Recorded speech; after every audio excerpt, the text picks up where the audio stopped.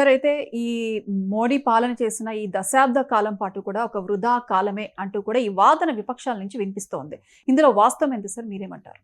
Yes అండి, ఇప్పుడు మోడీ పరిపాలన ఇప్పుడు అంతకు ముందున్న మన్మోహన్ సింగ్ పరిపాలనతో పోలిస్తే 2004 నుంచి 2014 వరకు 10 సంవత్సరాలు మన్మోహన్ పాలనతో పోలిస్తే ఇప్పుడు గత 12 సంవత్సరాల అధికారంలో ఉన్న మోడీ పాలన అంత బాగోదు అంటారనమాట.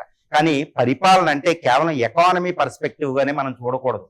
భారతదేశాన్ని ఒక అద్భుతమైన సజీవ సంస్కృతి అనమాట. అంటే 10,000 సంవత్సరాల నుంచి ఒక సజీవ సంస్కృతి, తిరుగులేని సంస్కృతి, ఒక అద్భుతమైన దేశం. ప్రపంచంలో ఇంతటి దేశం, ఇంత డెప్త్ ఉన్న దేశం, యూనిటీ అండ్ డైవర్సిటీ ఎవరో ఉండరు.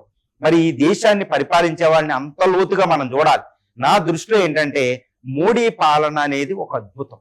భారత సంస్కృతిలో కాదు, భారత ఇండిపెండెన్స్ వచ్చిన తర్వాత స్వతంత్ర భారతదేశ చరిత్రలో కూడా మోడీ పాలన ఒక చారిత్రాత్మకమైన అవసరం. నేను చెప్పేది చాలా లోతుగా చెప్తున్నానండి, అవగాహన అయ్యే వాళ్ళకి అర్థమవుతుంది. నేనేమంటానంటే మోడీ పాలన ఒక చారిత్రాత్మకమైన అవసరం, అండ్ హిస్టోరికల్ నీడ్. అది ఫుల్ఫిల్ అయ్యి, అంటే మనం మోడీ పరిపాలనని అంగీకరించినా ఇష్టపడకపోయినా మోడీ శత్రువులు కూడా అంగీకరించాల్సిన ఒక అవసరం ఇక్కడ ఒకటి ఉంది. అది ఒక చారిత్రాత్మకమైన అవసరం. ఆ చరిత్ర అక్కడ ఆ పార్టీని తీసుకురావాలి, మోడీ నాయకత్వాన్ని తీసుకురావాలి, మోడీ షా.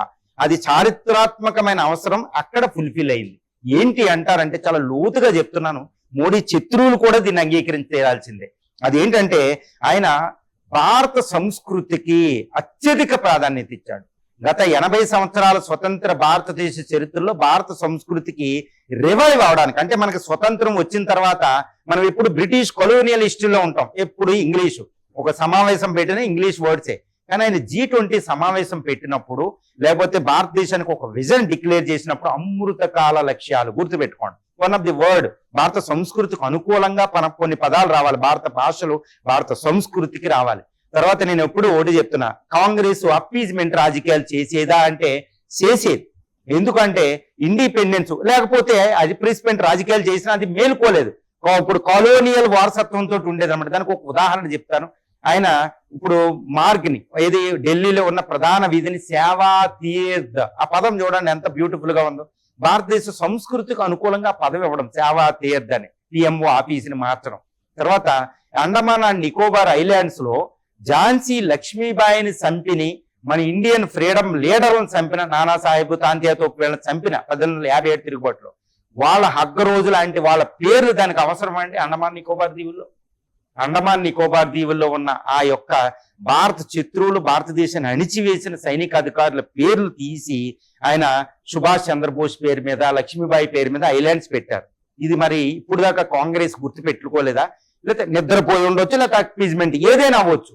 కానీ బీజేపీ అధికారంలోకి వచ్చాక, మోడీ గారు వచ్చిన తర్వాత భారత సంస్కృతికి ప్రాధాన్యత ఇచ్చారు, సంస్కృతి మళ్ళీ ఇన్వోక్ చేశారు అనడానికి ఒక నిదర్శనం.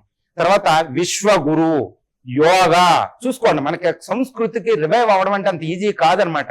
ఎందుకంటే మనం ఇండిపెండెంట్ దేశం అయినా మన సంస్కృతి మనం ప్రతిస్పందించుకోలేదు అనుకోండి, ఎవరికి కావాలంటే అది భారతదేశ సంస్కృతిని ప్రతిబింబించే ఒక పరిపాలన అక్కడ జాగింది. తర్వాత అయోధ్య రామ్ టెంపుల్ అని, రాముడికి ఎక్కువ ప్రాధాన్యత ఇవ్వడం అని, తర్వాత నేషనల్ సింబల్స్ కి ఎక్కువ ప్రాధాన్యత ఇవ్వడం, తర్వాత వందే మాత్రం పూర్తి గేయం మార్చడం, ఇప్పుడు సంస్కృతి భాషకి ఎక్కువ ప్రాధాన్యత ఇవ్వడం. G20 పెట్టిన అక్కడ 20 మంది దేశ నేతలు వచ్చిన వాళ్ళకి మన సంస్కృతిని పరిచయం చేయడం అనేది ఒకటి, మన డ్రెస్ కోడ్ అనేది ప్రతిస్పందించడం ఒకటి, ఇవన్నీ కూడా అన్నమాట. కాబట్టి ఆయన అప్పీజ్మెంట్, వారసత్వ రాజకీయాలు కాకుండా ఓడి తీసుకురావడం ఇప్పుడు ఎందుకు చారిత్రాత్మక అవసరం అంటున్నానంటే, ఇప్పుడు నేను చెప్పిన దాన్ని బట్టి ఈసారి మళ్ళా కాంగ్రెస్ అధికారంలోకి వస్తే అప్పీజ్మెంట్ రాజకీయాలు చెయ్యలేదు. నెంబర్ 1, ఇప్పటి వరకు బీజేపీ ముద్ర వేసిన అధికార పరిపాలన వేసిన నాన్ కరప్షన్ గా, తర్వాత వారసత్వ రాజకీయాలు చేయకపోవడం, తర్వాత హిందూ పాలిటిక్స్ అది చేసింది, హిందుత్వం చాలా డెలిబరేట్ గా బీజేపీ పరిపాలించింది. ఇప్పుడు కాంగ్రెస్ వస్తే యాంటీ హిందూ అనే విషయాన్ని ఎక్కడా కూడా చాలా జాగ్రత్తగా పరిపాలన చేయవలసి వస్తాయి. భారత సంస్కృతి ఇప్పుడు ఆయన అమృతకాల లక్ష్యాలు అంటే, ఇప్పుడు కాంగ్రెస్ వచ్చి మళ్ళీ ఇంగ్లీష్ పేరు పెట్టలేదు కదా, మళ్ళీ కొలోనియల్ హిస్టరీకి వెళ్ళలేదు కదా. ఇప్పుడు సుభాష్ చంద్రబోస్ పేరు మీద హగ్రోజ్ పేరు తీసి సుభాష్ చంద్రబోస్ పేరు మీద పెట్టారు కొన్ని ఐలాండ్, సుభాష్ ఐలాండ్ ఇవన్నీ, మళ్ళీ వీటి పేర్లు మార్చలేదు కదా. కాబట్టి కాంగ్రెస్ ఈసారి అధికారంలోకి వచ్చే ఒళ్ళు దగ్గర పెట్టుకుని అప్పీజ్మెంట్ రాజకీయాలు చేయలేదన్నమాట. ఇన్ని భారత సంస్కృతికి అత్యధిక ప్రాధాన్యత ఇచ్చి మేము బీజేపీలోగా మేము కూడా పరిపాలించగలుగుతామని. ఎందుకంటే 1980లో రాజీవ్ గాంధీ మొట్టమొదటి అయోధ్య సమస్యకి కారణమయ్యారు.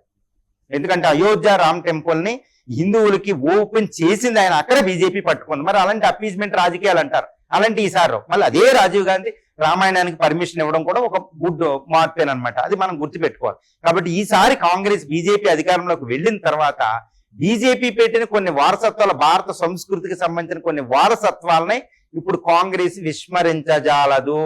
భారత సంస్కృతికి అనుకూలంగా భారత పరిపాలన, యాంటీ కొలోనియలిజం లేకుండా కాంగ్రెస్ పరిపాలించవలసి వస్తుంది. కాబట్టి ఇది ఒక చారిత్రాత్మకమైన నీడ్ అంటాను. బీజేపీ పాలన అది వేస్ట్ కాదండి, ఒక చారిత్రాత్మకమైన అవసరంగా నేను పరిగణిస్తానన్నమాట.